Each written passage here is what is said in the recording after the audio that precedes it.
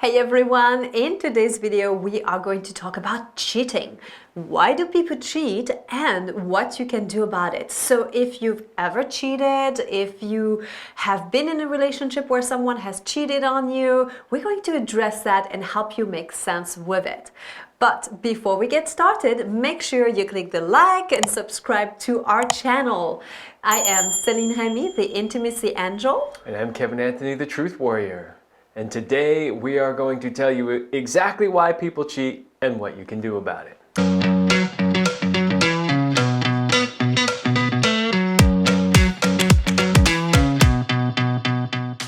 So let's start with a little bit of a definition. What is cheating?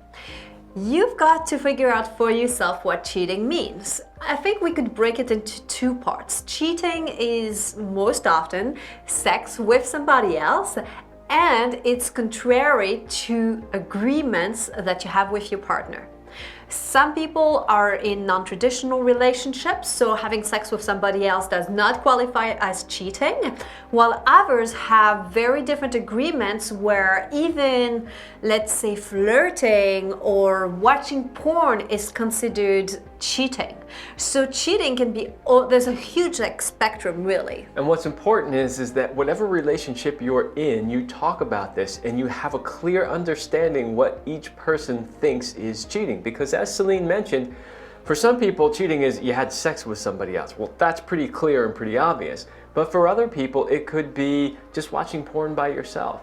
It could be going for lunch with somebody of the opposite sex. Those things could be considered cheating for some people. So make sure you have a really clear definition of what is cheating in your relationship. Yeah, it's requiring a good talking and communication for this. So let's talk about reasons about why people cheat.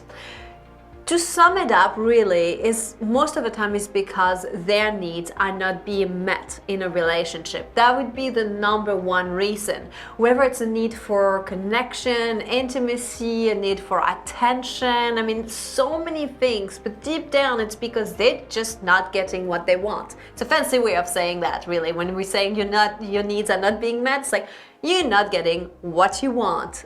Correct. And what you're not getting could be a lot of different things. It could be you're not getting enough sex. It could be that you're not getting the kind of sex that you want.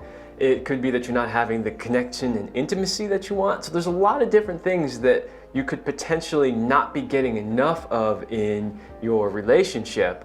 Therefore, you might want to go seek them outside of the relationship. That leads to our reason number two, which is the lack of connection. Connection is about the intimacy. It's about this connection with another human being. It's also with the connection with yourself. Like, do you feel like you can bond and connect on a deeper level, not just that physicality? Do you really feel that there's this intimacy that glues you? Or are you feeling like it's missing? Because if you don't have that, if your relationship doesn't feel strong, doesn't have that solid foundation, then you basically open the doors and windows to creating this very special connection or intimacy with somebody else, which can in turn then lead to the cheating. Another reason why people often cheat is for the thrill of it. Some people like sneaking around and the rush that they get and the energy of having these little thrills outside of their main relationship. This, unfortunately, is very destructive, and when we get to things that you can do about it, we'll talk a little bit more about that. But just know that some people, that's kind of a thing for them. Yeah, you shouldn't be in a monogamous relationship if that's you, but we'll tell you more about it later. Reason number four is because of boredom. But really, boredom often is kind of an excuse because underneath it, they're bored because, again, they're not getting their needs met. There's something that's lacking. So it can show up as boredom, and it could be what they use to justify the cheating. But it's really, I think there's something deeper underneath. But I still thought that this is why we put it in the list, because a lot of people do use it.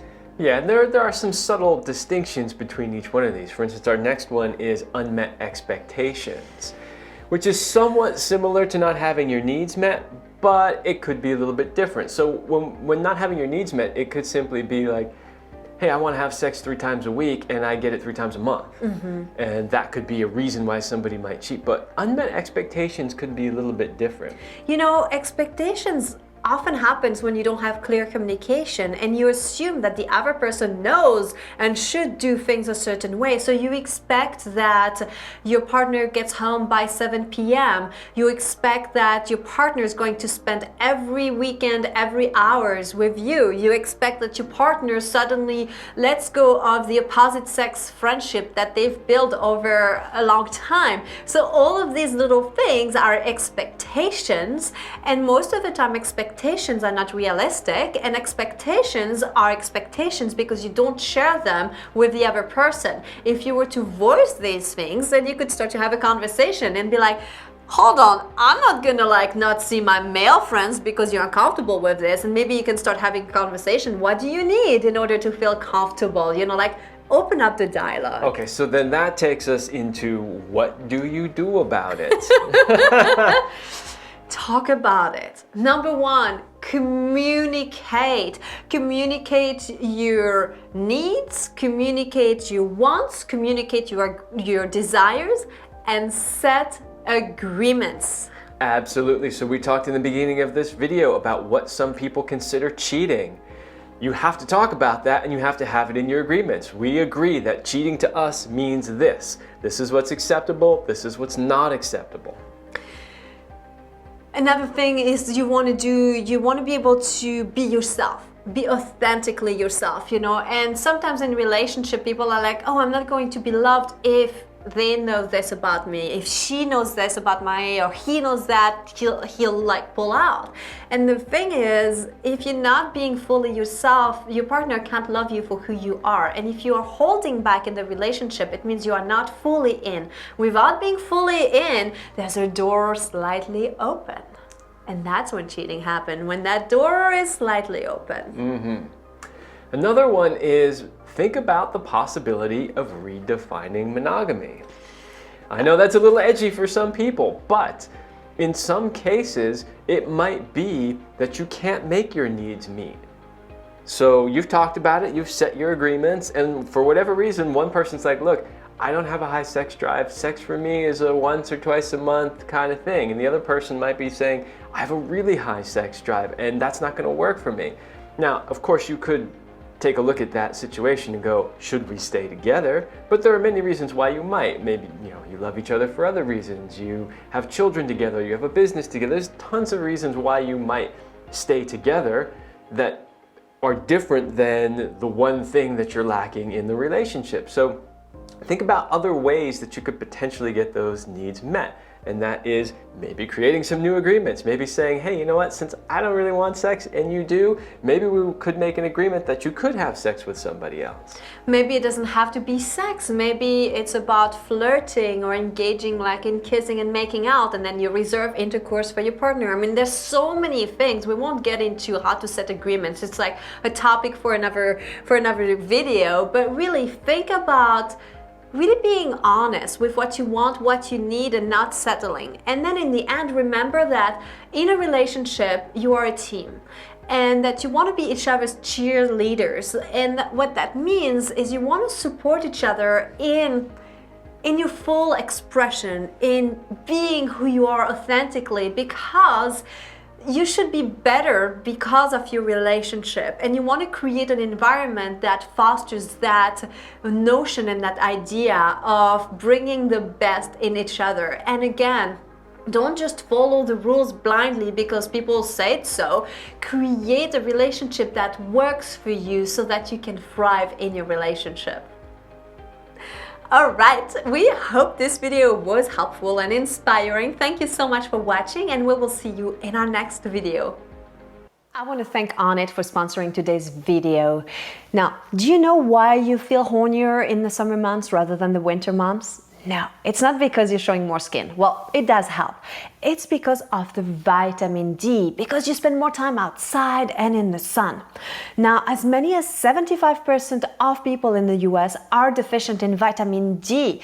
And vitamin D is one of these essential vitamins. It's the sexiest vitamin alive.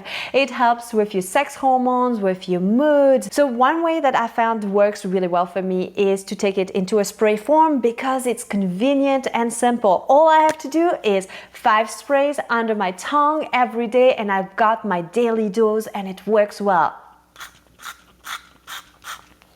I'm set to go.